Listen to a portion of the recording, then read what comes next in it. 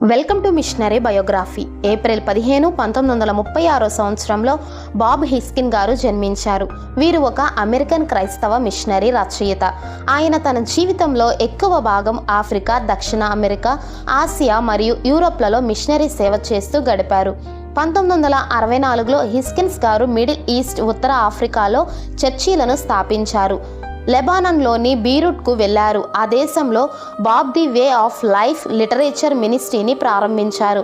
1880లో ఫ్లోరిడాలోని మయామీకి వచ్చారు. అక్కడ కొత్తగా ఏర్పడిన లైఫ్ పబ్లిషర్స్ ఇంటర్నేషనల్ సాహిత్య మంత్రిత్వ శాఖ అధ్యక్షతను వహించారు.